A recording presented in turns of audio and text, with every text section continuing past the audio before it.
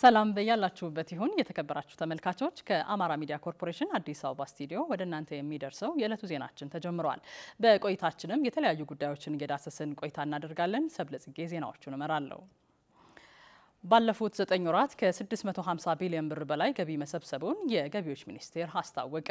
የሕዝብ ተወካዮች ምክር ቤት የገቢዎች ሚኒስቴርን የ9 ወራት አፈጻጸሙን ገምግሟል። ተመስገን ዳረጎት ተጨማሪ አለው።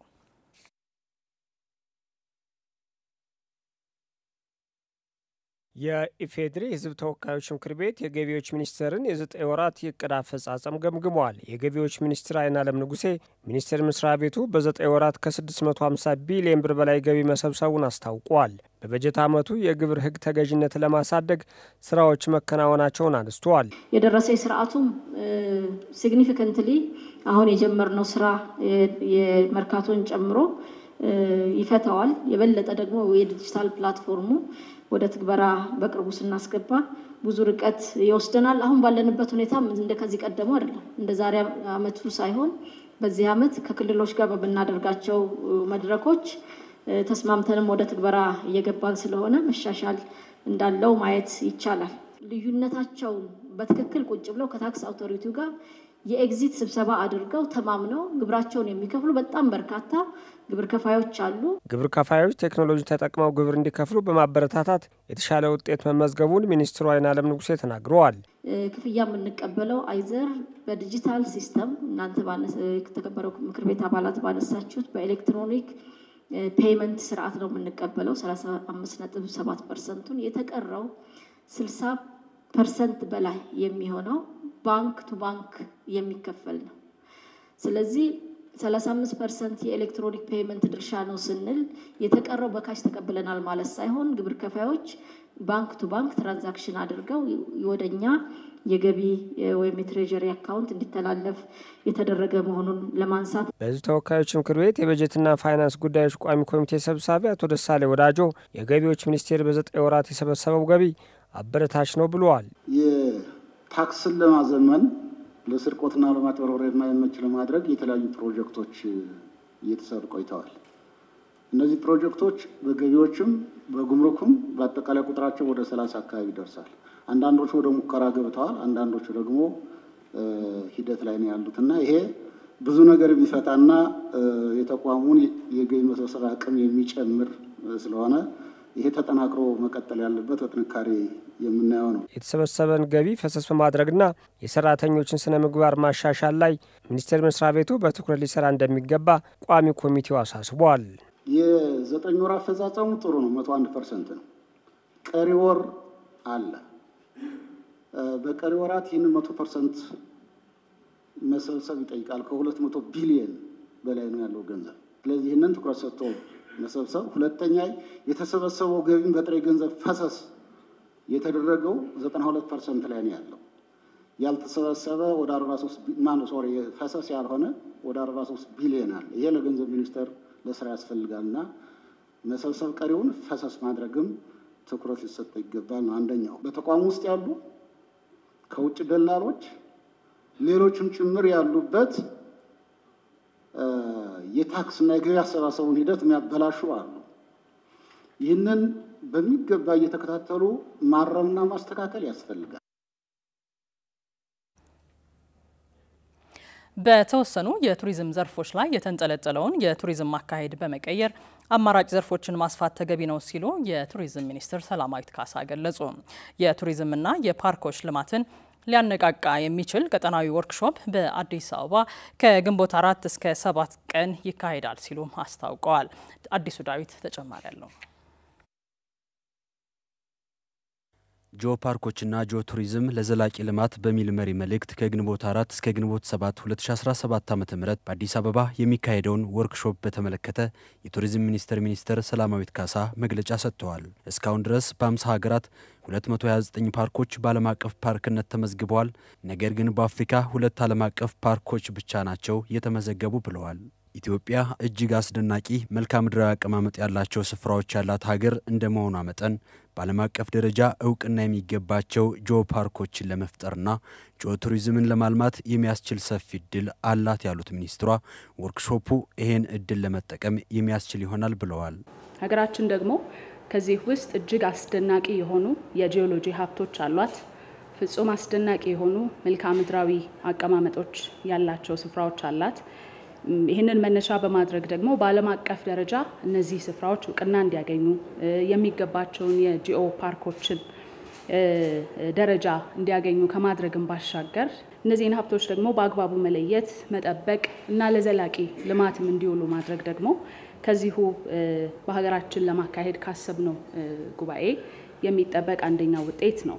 በጂኦ ፓርክና በጂኦ ቱሪዝም ላይ የባለድርሻ አካላትን ግንዛቤ ማሳደግና አቅማቸውን በማጠናከር በኢትዮጵያ እንዲሁም በሌሎች የምስራቅ አፍሪካ ሀገራት የዓለም አቀፍ ፓርኮች ፕሮጀክቶችን ለማስጀመር የሚያስችል መነቃቃት በመፍጠር ለተግባራዊ እንቅስቃሴ ማዘጋጀት የወርክሾፑ ዋና ዓላማ ነው ብለዋል። ከዛም በተጨማሪ ደግሞ የዩኔስኮ ግሎባል ጂኦ ፓርክ ጽንሰ ሀሳቦቹ፣ አሰራሮቹ፣ አመዘጋገቦቹ እንደዚሁም ደግሞ ወደ ጥቅም እንዲቀየሩ ማድረግ የፕሮጀክት ቀረጻዎችን እና የተለያዩ ከዚህ ጋር ግንኙነት ያላቸውን የተለያዩ ሀሳቦችንም በማንሳት በርካታ ባለሙያዎች ምክክር ያደርጋሉ ተብሎ ይጠበቃል። ከዛ ባሻገር ባለድርሻ አካላትም በጂኦሎጂካል ቅርሶች ፋይዳ ላይ በቂ ግንዛቤ እንዲኖራቸው ማድረግ፣ እነዚህን ሀብቶች በአግባቡ መለየት፣ መጠበቅ እና ደግሞ በማልማት ውስጥ ተጠቃሚነትን ማረጋገጥ የሚለው በዚሁ የሚጠበቅ ሌላኛው ውጤት ነው።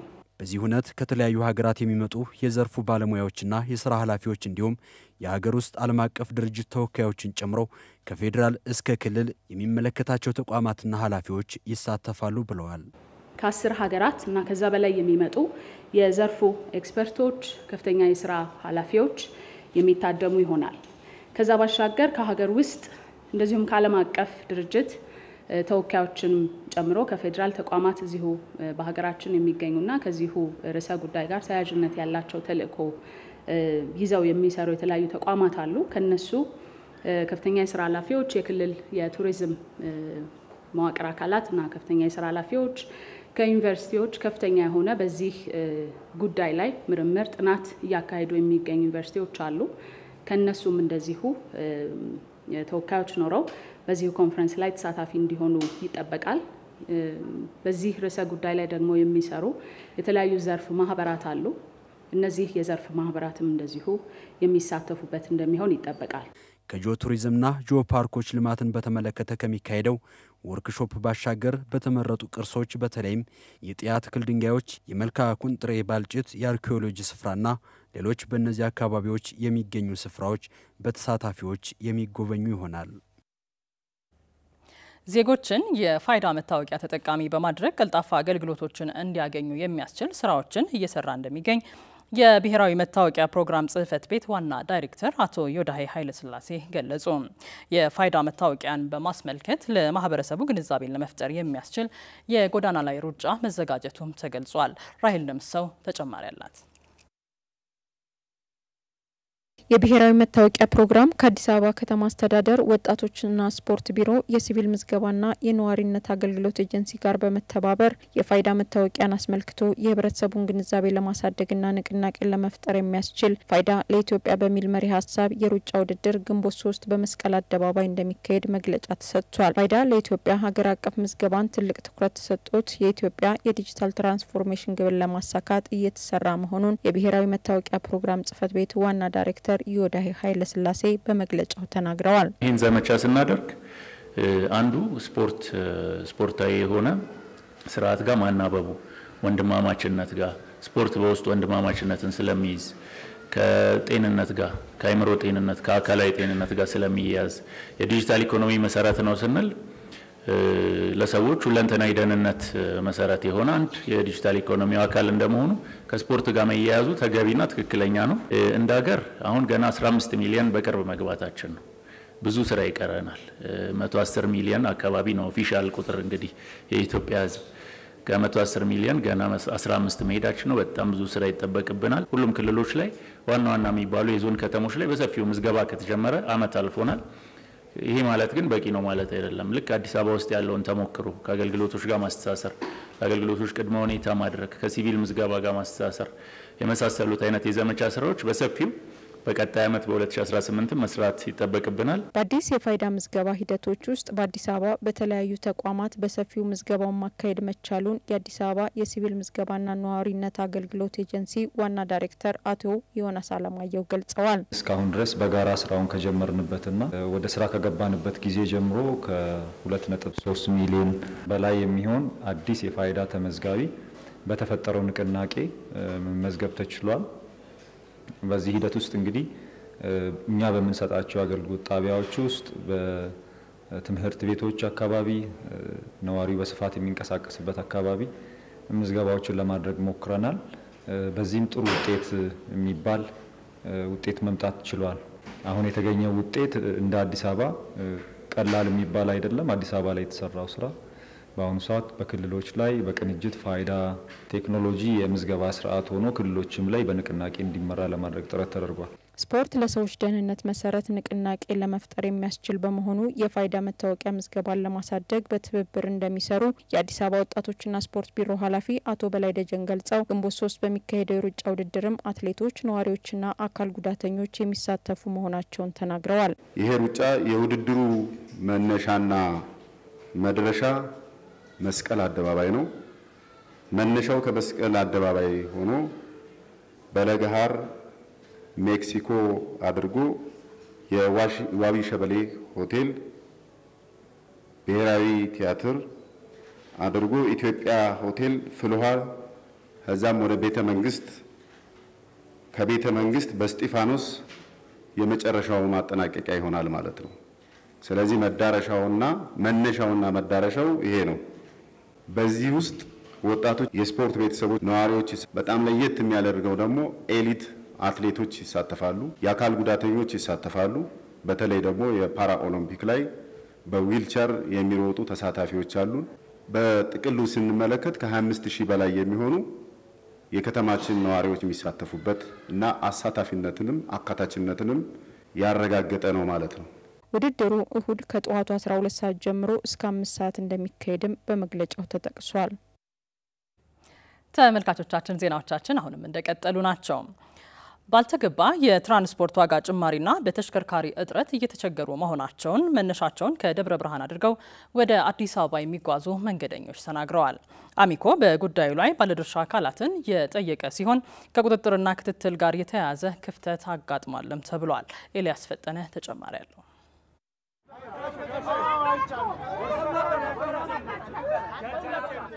ይህ በደብረ ብርሃን ከተማ አስተዳደር በሚገኘው ዞናል መናኸሪያ ውስጥ መንገደኞች ለጉዞ የሚያግዛቸውን ቲኬት ለማግኘት የሚያደርጉት ግብግብ ነው። ከሰሞኑ መነሻቸውን ከደብረ ብርሃን አድርገው ወደ አዲስ አበባ ጉዞ የሚያደርጉ መንገደኞች ላልተገባ ዋጋ ጭማሪና ለእንግልት እየተዳረጉ እንደሚገኙ ተናግረዋል። አንደኛ የደላላው መስፋፋት ነው። ደላላ በጣም ከፍተኛ ደላላ አለ፣ በውስጥም በውጭም ማለት ነው። ስለዚህ መቀረፍ መቻል አለበት። አንደኛ ተሳፋሪው እዚህ መጉላላት የለበት። አሁን እዚህ ቆሜ በጣም ወደ ላይ ነኝ ያለው ሰልፌ ግን እዚህ ጋር ተራ እያስከበርኩ ነው። በመሀል የሚገቡ ሰዎች ስላሉ ማለት ነው። ተራችንን ማስከበር ራሳችንን። ወደ አዲስ አበባ ለስራ እየሄድኩ ነበረ። ከጠዋት ጀምሮ ያው ረጅም ሰልፍ ነው አሁን እየታየ ያለው። ብዙ ህብረተሰብ እየተገላታ ነው እንደምታዩት። ትላልቅ ሰዎች አሉ፣ መጫቶች አሉ፣ ነፍሰ ጡሮች እና እስካሁን ድረስ ያው ምንም የተሰጠ መፍትሄ የለም። ተሳፋሪዎች ለበርካታ እንግልት እየተዳረጉ ነው የሚገኙት። በዋናነት ምክንያቱ ምን እንደሆነ አያውቁትም ተሳፋሪዎቹ። ግን አሁን ይህንን ቀረጻ እየሰራን ባለንበት ወቅት ዝናብ እየዘነበ ነው የሚገኘው፣ እያካፋ ነው የሚገኘው። በዝናብ እንዲሁም ደግሞ በፀሐይም ጭምር ቆመው መንገደኞቹ እንግልት እየደረሰባቸው ይገኛል። ለመሆኑ ይህ ችግር ለምንና እንዴት ተፈጠረ የሚለውን ደግሞ መናኸሪያውን የሚያስተዳድረውን አካል ገብተን የምንጠይቅ ነው የሚሆነው። ወደዛው እናመራለን። ካለው ተሽከርካሪ ቁጥር አንፃር አመጣጣን ችግር ነው ዋነኛው ችግር። ሁለተኛው ውጪ ላይ የሚሰርቁ ህገወጥ ተሽከርካሪዎችም ሁለተኛው ችግር ነው።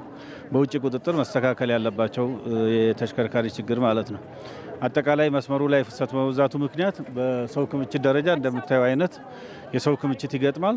ዞሮ ጊዜ ይፈጃል እንጂ ሙሉ ቀን ሰዎቹን የማጓጓዝ ስራ እየተሰራ ነው ያለው። ይህ በእንዲህ እንዳለ ዘርፉን የሚያስተባብረውና የሚመራው አካል የቅንጅት ስራ ለምን መስራት ተሳነው?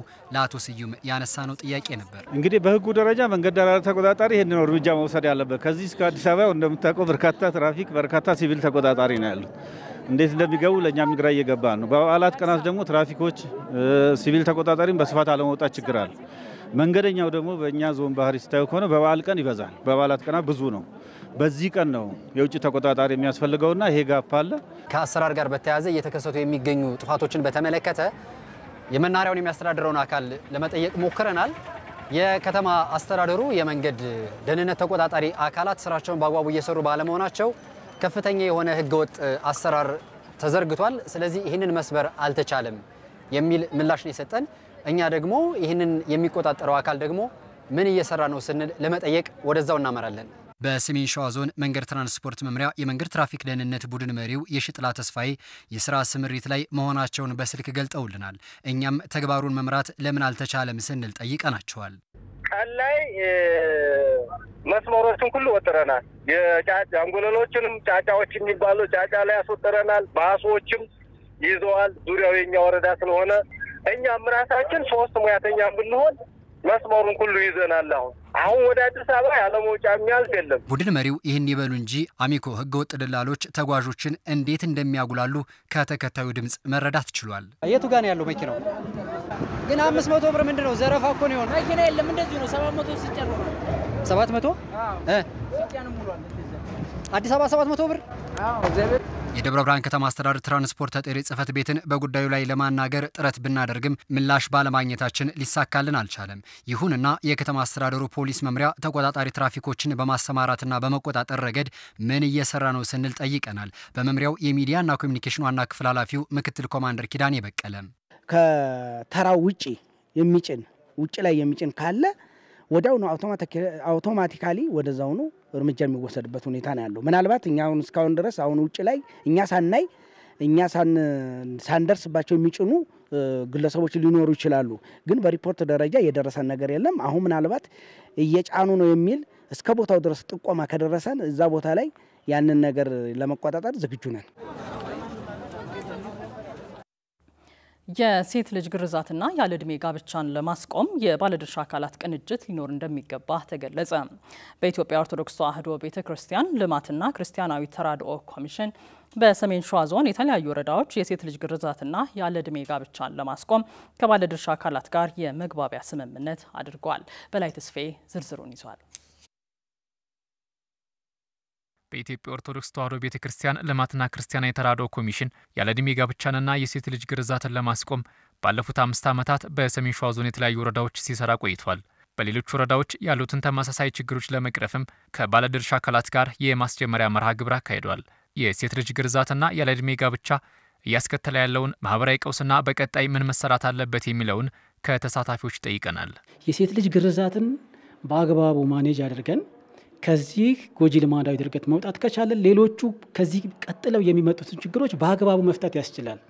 እዚህ የምንሰራው ስራ ፌል ካደረገብን ደግሞ ወይም ከወደቀብን ደግሞ ሌሎች ተጨማሪ ጉዳቶችን ማህበረሰባችን ላይ ያመጣሉ። የወንጀል ህጉን መሰረት አድርጎ እየተቀጡ ሰዎች አሉ በወንጀል ማለት ነውና በተለይ ከወረዳው ከተማ ራቅ ባሉ ቀበሌዎች አካባቢ እንደዚህ አይነት ነገሮች አሉ። በርካታ ጉዳዮች ይመጣሉ።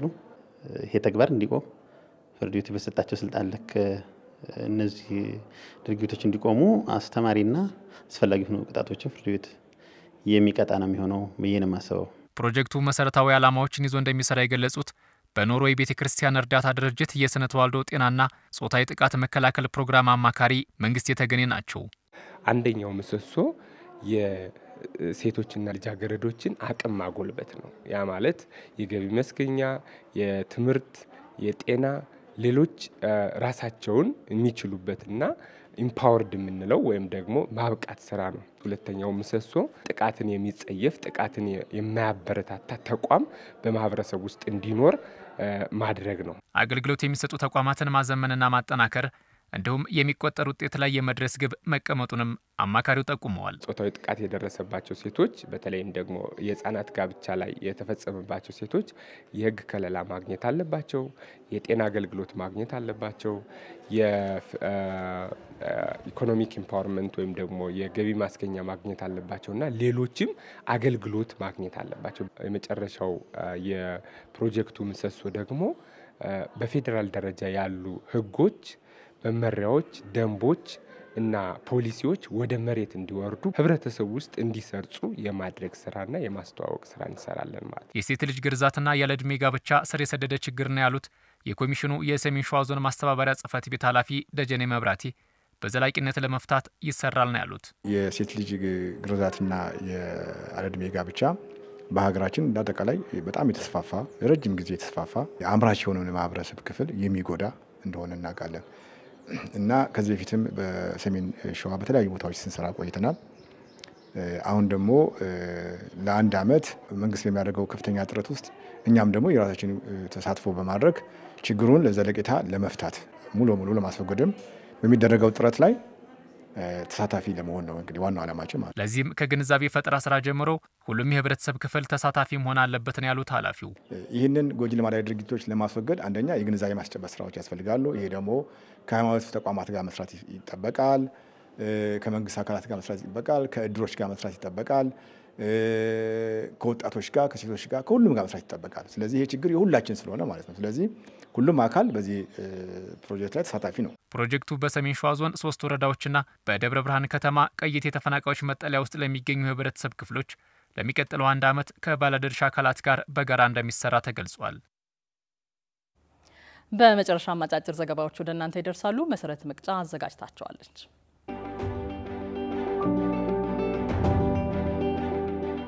የኢትዮጵያና እስራኤል የንግድ ፎረም የሀገራቱን የኢኮኖሚ ዲፕሎማሲ የሚያጎለብት መሆኑን የውጭ ጉዳይ ሚኒስትር ዶክተር ጌዲዮን ጢሞቴዎስ ገለጹ። የኢትዮጵያና እስራኤል የንግድ ፎረም በአዲስ አበባ እየተካሄደ ነው። የውጭ ጉዳይ ሚኒስትር ዶክተር ጌዲዮን ጢሞቴዎስ የእስራኤል የውጭ ጉዳይ ሚኒስትር በመድረኩ ላይ መገኘት ኢትዮጵያ ለትብብር ኢንቨስትመንትና እድገት ባላት ትልቅ አቅም ላይ ያለውን እምነት የሚያሳይ ነው ብለዋል። በኢትዮጵያና በእስራኤል መካከል ያለው ግንኙነት ልዩና ረጅም ጊዜን ያስቆጠረ መሆኑንም አንስተዋል። መድረኩ የኢኮኖሚ ዲፕሎማሲን የሚያጎለብት መሆኑንም ተናግረዋል። ኢትዮጵያ በአሁኑ ወቅት ሁሉን አቀፍ የኢኮኖሚ ማሻሻያ በማድረግ ላይ እንደምትገኝም ገልጸዋል። የእስራኤል የውጭ ጉዳይ ሚኒስትር ጌዲዮን ሰዓር እስራኤል የኢትዮጵያ የስኬቱ አካል መሆን ትፈልጋለች ብለዋል። መረጃው የኢትዮጵያ ዜና አገልግሎት ነው።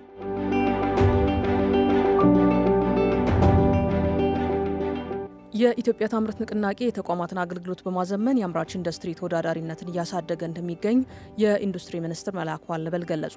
4ኛ ቀኑን በያዘው በዚሁ ኤክስፖ በኢትዮጵያ ታምርት ንቅናቄ ተቋማዊና ቅንጅታዊ አሰራር የአምራች ኢንዱስትሪውን ምርታማነትና ተወዳዳሪነት ማሳደግ በሚል መሪ ሀሳብ የፓናል ውይይት ተካሂዷል። በፓናል ውይይቱ የኢትዮጵያ ታምርት ንቅናቄን በመጠቀም የአምራች ዘርፉ የሚያጋጥሙትን ችግሮች መፍታት የሚሉት ጉዳዮች ተዳስሰዋል።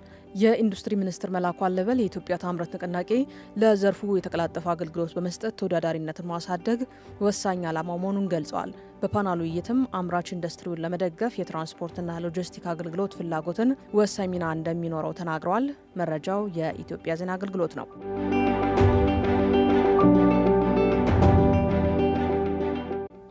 በበጀት ዓመቱ ባለፉት 9 ወራት ከወጪ ንግድ ገቢ $5.16 ቢሊዮን ለማግኘት ታቅዶ $5.3 ቢሊዮን መገኘቱ ተነግሯል። የንግድና ቀጠናዊ ትስስር ሚኒስቴር በበጀት ዓመቱ ያለፉት 9 ወራት የወጪ ንግድ አፈጻጸምን አስመልክቶ በዘርፉ ከተሰማሩ ላኪዎች ጋር ውይይት አካሂዷል። የንግድና ቀጠናዊ ትስስር ሚኒስትር ዶክተር ካሳሁን ጎፌ በበጀት ዓመቱ ባለፉት 9 ወራት ከወጪ ንግድ ገቢ $5.16 ቢሊዮን ለማግኘት ታቅዶ $5.3 ቢሊዮን ማግኘት እንደተቻለ ገልጸዋል። አፈጻጸሙ ካለፈው ዓመት ጋር ሲነጻጸር ከፍተኛ መሆኑን የገለጹት ሚኒስትሩ በወጪ ንግድ በተለያዩ ዘርፎች የሚገኘው ገቢ በተሻለ ለማሳደግ በትኩረት መስራት እንደሚገባ አመላክተዋል። ሚኒስትሩ አያይዘውም የውይይት መድረኩ የተለያዩ ዘርፎች ለአጠቃላይ የወጪ ንግድ አፈጻጸም ያላቸውን አበርክቶ ለመመልከት የሚያስችል ነው ማለታቸውን የንግድና ቀጠናዊ ትስስር ሚኒስቴር መረጃ ያመለክታል።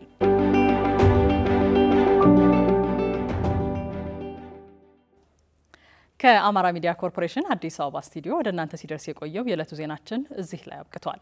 ስለተከታተላችሁን እናመሰግናለን። ጤና ይስጥልኝ።